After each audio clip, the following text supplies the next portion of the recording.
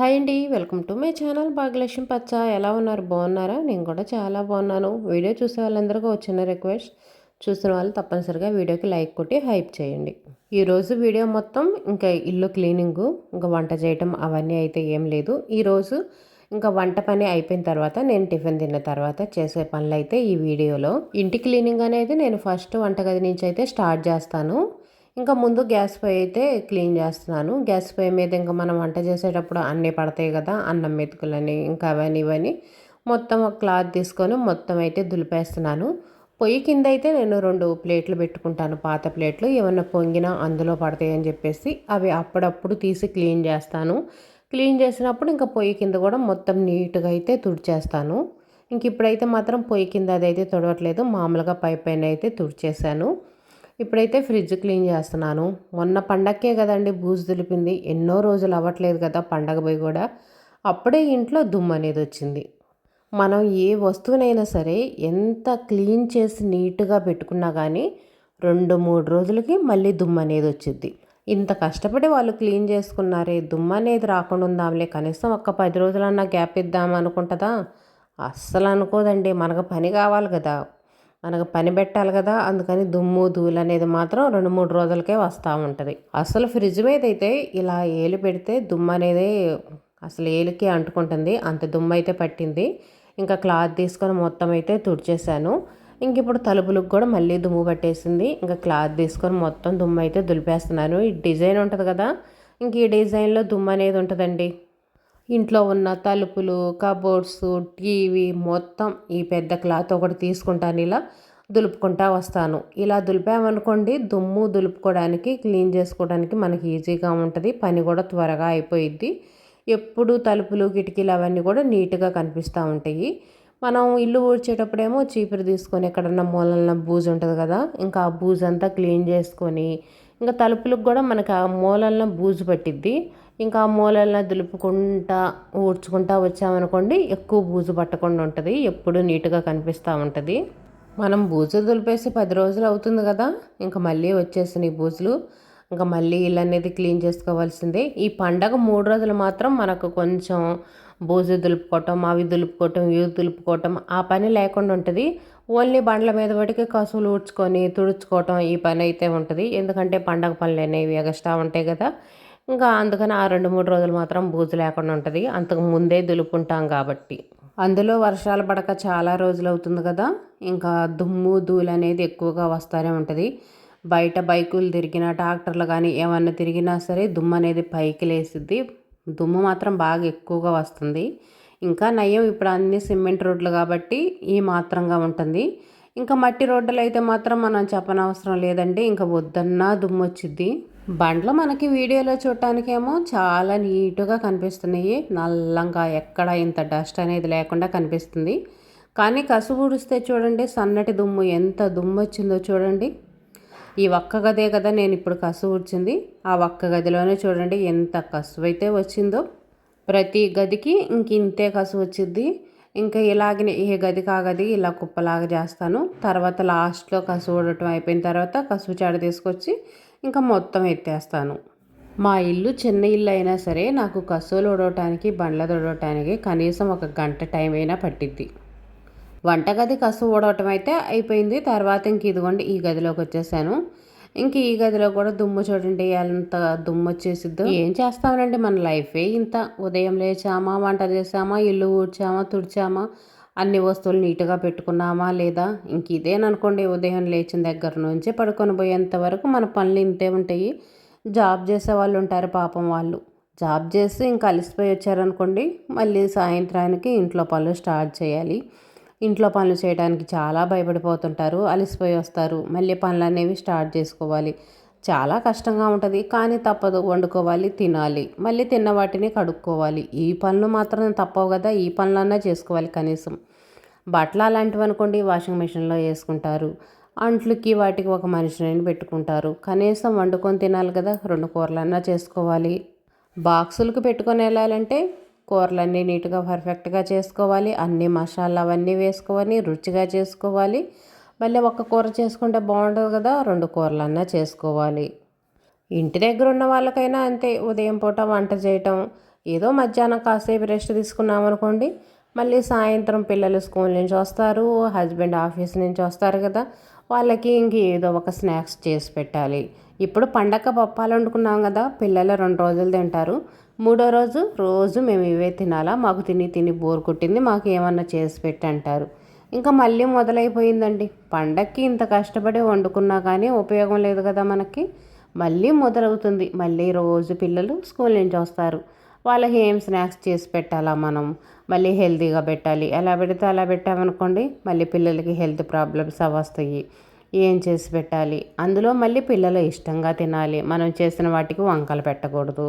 ఇంకాని ఈ ఆలోచనలో పడిపోతాం మళ్ళీ. ఇంట్లో మనం ఏ వండి పెడితే అవి తినే పిల్లలు చాలా తక్కువ మంది ఉంటారనుకోండి. అలాంటి పిల్లలు ఉన్న వాళ్ళు మాత్రం చాలా అదృష్టవంతులు. చక్కగా వాళ్ళు ఏది వండి పెడితే అది తింటారు. ఇంట్లో ఇలాంటివి స్నాక్స్, చెక్కలు చక్రాలని బోర్లని అవని ఇవని చేసి పెడుతుంటారు కదా, అవే అయిపోయినంత వరకు అవే తింటారు. బాక్స్కి తీసుకెళ్ళాలన్నా అవే తీసుకెళ్తారు. కొంతమంది పెద్ద పిల్లలు కూడా అంతేనండి, కాలేజీకి వెళ్ళే పిల్లలు కూడా ఇంట్లో వాళ్ళ అమ్మ ఏది చేసి పెడితే అదే తింటారు. అలాంటి పిల్లలు ఉంటే మాత్రం చాలా అదృష్టం అనుకోండి. మా నవీన్ అయితే మాత్రం 1 రోజు 2 రోజులు తింటాడు, మూడో రోజు రోజు ఇవేనా నాకు వద్దు, నేను తినను, నాకు వేరే ఏదో ఒకటి చేసి పెట్టు, దోశలు వేసి పెట్టు, లేకపోతే మరమరాలతో స్నాక్స్ చేసి పెట్టు అంటూ ఉంటాడు. ఇంకేం చేస్తాను, తప్పదు కదా, పిల్లలు స్కూల్ నుంచి వస్తారు, ఆకలితో ఉంటారు, పాపం ఆకలి అవుతూ ఉంటుంది లేని ఇంకేం చేస్తాం, వాళ్ళకి నచ్చింది చేసి పెడతా ఉంటాము. ఇంకా ఇల్లు అయితే మొత్తం అయితే కసులు ఊడ్చాను. ఇంక ఇప్పుడు బయట ప్లేస్ అయితే ఇంకా ఓపెన్ ప్లేస్ ఉంది కదా, ఇంక ఇదైతే కసులు ఊడుస్తున్నాను. గొంతులు అవనుకోండి నాకు కుదిరితే ఇప్పుడు కసులు ఊడుస్తాను. ఇంక ఎండబడలేదు కొంచెం టైం ఉంది అనుకుంటేనేమో ఇప్పుడు ఊడుస్తాను. లేదనుకోండి ఇంకా నాకు ఎండబడుతుంది, ఇల్లు అది తుడుచుకోవడానికి లేట్ అవుతుంది అనుకుంటేనేమో గొంతులు సాయంత్రం ఊడుస్తాను. సాయంత్రం కూడా ఊడటానికి కుదరలేదు అనుకుంటే ఉదయాన్నే ఊడుస్తాను. ఉదయం నిద్ర లేచిన వెంటనే ఫస్ట్ గొంతులు అయితే ఊడ్చుకుంటాను. ఒక్కసారిగా మనం పని చేయలేము, కష్టం అనుకున్న వాళ్ళు ఇలా చేసుకోవచ్చు. కొంతమందికి పిల్లలతో కుదరదు, కొంతమందికండి ఇంట్లో అత్తయ్య మామ పెద్దవాళ్ళు ఉంటారు, వాళ్ళకి అన్నీ ఎదురు పనులు చేయాలి. పిల్లలు ఉంటారు, హస్బెండ్కి అత్త మామకి ఇంతమందికి చేయాల్సి వచ్చింది. అలాంటప్పుడు ఇలా క్లీనింగ్ పనులు అనేవి కొంచెం కష్టంగా అనిపించింది వాళ్ళకి. అలాంటి వాళ్ళు ఉదయం పూట చక్కగా ఇల్లు మొత్తం నీట్గా ఊడ్చేసుకొని సాయంత్రం బండ్ల తుడుచుకోవచ్చు. ఒకవేళ సాయంత్రం ఇల్లు తుడుచుకొని బయట గొంతులు కానీ కొంతమందికి బాల్కనీలు ఇలాంటివి ఉంటాయి, అవన్నీ సాయంత్రం పూట క్లీన్ చేసుకోవచ్చు. కుదరనప్పుడు ఇంక ఇలా పనులు అనేవి ఈ విధంగా భాగాలుగా వేసుకుంటే చేసుకోవచ్చు. ఇంకా మేము మొత్తం పని ఒకేసారి చేసుకుంటాం అన్న వాళ్ళకి ఇంక మనం చెప్పనవసరం లేదు, చక్కగా ఒకేసారి చేసుకోవచ్చు. సాయంత్రం పూట ఖాళీగా ఫ్రీగా అయితే ఉంటారు. కుదరని వాళ్ళైతే మాత్రం ఈ విధంగా చేసుకున్నారనుకోండి, ఇల్లు అనేది నీట్గా ఉంటుంది, మనకు పని కూడా కొంచెం తక్కువగా అనిపించిద్ది. బండ్లు తుడిచే కర్ర అయితే ఇంకా బట్టలు ఉతికి నీళ్ళు ఉన్నాయి కదా, ఆ నీళ్ళలో అయితే జాడిస్తాను. కర్ర మురికి అనేది లేకుండా ఉంటుంది, జిడ్డు కానీ ఏదైనా ఉన్నా మరకలు అనేవి పోతాయి. బండ్లు తుడుచుకునే కర్ర మాత్రం ఇంకా చాలా నీట్గా ఉంటుంది, ఎందుకంటే అవి మనం సర్పు నీళ్ళు సబ్బు నీళ్ళు అన్నీ ఉంటాయి కదా, ఇంకా అందుకోసం వాటిల్లో అయితే జాడిచ్చేస్తాను. తర్వాత మళ్ళీ ఇంకా నార్మల్ నీళ్ళు ఉంటాయి కదా, నార్మల్ నీళ్ళల్లో మళ్ళీ ఇంకోసారి అయితే జాడిస్తాను, ఎందుకంటే ఇల్లు తుడుచుకోవాలి కదా. బట్టలు ఉతికి నీళ్ళలో జాడిచ్చేసి డైరెక్ట్గా అలా తుడుచుకోవాలంటే మనకు మనసు ఒప్పదు. ఇంకా అందుకోసమని మళ్ళీ ఒకసారి నార్మల్ నీళ్ళలో జాడిచ్చేసుకొని ఇంకా ఇల్లు అయితే మొత్తం తుడుచుకుంటా వస్తాను. ఒక్కొక్కసారి బాగా మరకలుగా ఉన్నాయి, బండ్లన్నీ జిడ్డుగా ఉన్నాయి అనుకుంటేనేమో కొంచెం సరిపేసి సరుపు నీళ్ళతో తుడుస్తాను. ఇల్లు అనేది నీట్గానే ఉందనుకోండి, మామూలుగానే తుడుస్తాను. ప్రతిరోజు తుడుస్తుంటాం కాబట్టి ఇంకా సరుపు అయితే ఎక్కువ వెయ్యను. ఎప్పుడో ఒకసారి 2-3 రోజులకో వారానికి ఒకసారి కొంచెం సరిపేసి సరుపు నీళ్ళతో తుడుస్తూ ఉంటాను. ఎక్కువైతే మాత్రం వేయనులేండి, ఇంక ఎవరున్నారు కింద పారబోసి జిడ్డు మరకలయ్యాయి. నవీనే కదా, వాడు ఎప్పుడో ఉదయం పూట టిఫిన్ తింటాడు, మళ్ళీ స్కూల్కి వెళ్ళాడంటే ఎప్పుడో సాయంత్రం వస్తాడు. ఇంకా మిగతా టైంలో పిల్లలు ఉంటారు కదా, సండే రోజు మనం నాన్ వెజ్ అవి తెచ్చుకుంటాం.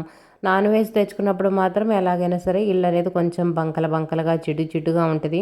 మనం అన్నం తినేటప్పుడు అన్నం తినే కాడ కూడా కొంచెం జిడ్డు అనేది ఆయిల్ మరకలు అవి పడుతూ ఉంటాయి. ఇంకా అప్పుడు మాత్రం తప్పనిసరిగా కొంచెం సరిపేసి సరుపు నీళ్ళతో అయితే క్లీన్ చేసుకుంటాను. బయట వరండా అయితే మొత్తం తుడిచేసాను. ఇక్కడ తుడిచిన తర్వాత కూడా కింద బండ్లు ఉన్నావు కదా, ఇంకా అక్కడ కూడా కొన్ని నీళ్లు చల్లేసి తుడుస్తాను. కొంతమంది నీళ్లు చల్లి తుడవకూడదు, ఓన్లీ కర్ర పెట్టి తుడిసేసేయండి అంటారు. నీళ్లు చల్లకుండా తుడిస్తే మాత్రం అసలు బండ్ల నీటుగా ఉండవండి. మా ఈ మొద్దు బండ్లు కదా, మొత్తం కలవదు, అరలగా ఉంటుంది, తుడిచినా కూడా నాకు నీట్గా అనిపించదు. మా కర్ర అనేది ఎక్కువ వాటర్ పెట్టి తుడిచామనుకోండి బండలు అనేవి మురికి మురికిగా ఉంటాయి. నాకు అస్సలుగా నచ్చదు. అప్పుడు 2-3 సార్లు తుడవాల్సి వచ్చింది. ఇంత కష్టపడకుండా కొన్ని వాటర్ చల్లేసి తుడుస్తాను. ఏం కాదు, వాటర్ చల్లేసి తుడుచుకోవచ్చు, తుడవకూడదని అయితే ఎవరు చెప్పలేదు.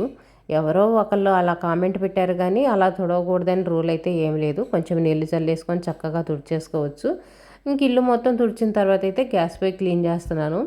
ఒక్కొక్కసారి ఏమో ముందు గ్యాస్ పై క్లీన్ చేసి తర్వాత ఇల్లు తుడుచుకుంటా వస్తాను. ఎందుకంటే వంటగది కూడా తుడుస్తాను కాబట్టి. ఒక్కొక్కసారి ఏమో ఇంకా ఇల్లు మొత్తం తుడిచిన తర్వాత గ్యాస్ పై అయితే క్లీన్ చేస్తూ ఉంటాను. ఎలా వీలుగా ఉంటే అలా చేస్తూ ఉంటాను. కానీ ముందే ఇల్లు తుడుచుకొని గ్యాస్ పై క్లీన్ చేసుకునే కంటే కూడా గ్యాస్ పై క్లీన్ చేసుకొని తర్వాత ఇల్లు తుడుచుకోవటమే మంచిది. ఎందుకంటే తుడిచేటప్పుడు ఎలాగైనా సరే కొన్ని చుక్కలు చుక్కలు పడతా ఉంటాయి. క్లీన్ చేసేటప్పుడు ఏయో ఒకటి కింద పడతా ఉంటాయి కదా, మళ్ళీ తుడిచినా కూడా ఇంక అక్కడ మరకలుగా ఉంటాయి.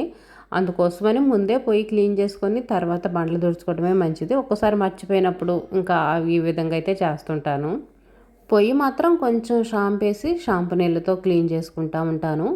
మనం పొయ్యి మీద వండుకునేటప్పుడే ఎక్కువ ఏమి పొంగకుండా ఏమి పోకుండా జాగ్రత్తగా వండుకున్నాం అనుకోండి, క్లీన్ చేయడానికి మనం ఎక్కువ కష్టపడాల్సిన అవసరం లేదు. పాలు పొంగబెట్టుకోకుండా జాగ్రత్తగా వండటం, అన్నం పొంగబెట్టుకోకుండా ఏ ఒకటి పొయ్యి మీద పెడతా ఉంటాం కదా. ఏదైనా టిఫిన్ చేసేటప్పుడు, డీప్ ఫ్రైలు చేసేటప్పుడు ఆయిల్ పోకుండా మనం వంట చేసేటప్పుడే జాగ్రత్తగా ఉండాలి, ఏమీ పోకుండా. పాలు పొంగటం అనేది ఎప్పుడో ఒకసారి ఎంత జాగ్రత్తగా ఉన్నా జరుగుతూనే ఉంటుంది. మరీ ప్రతిరోజు పొంగబెట్టుకుంటూ ఉంటారు కొంతమంది. రోజు మార్చి రోజు 2 రోజులకు ఒక్కసారైనా పొంగబెట్టుకుంటూ ఉంటారు. అలా కాకుండా జాగ్రత్తగా దగ్గర ఉండి కాగబెట్టుకోవటమే మంచిది. మళ్ళీ క్లీన్ చేసుకోవడానికి మనమే కష్టపడాల్సి వచ్చింది. పాలు అవి పొంగిపోయినాయి అంటే క్లీన్ చేసుకోవటం అనేది కొంచెం కష్టంగానే ఉంటుంది.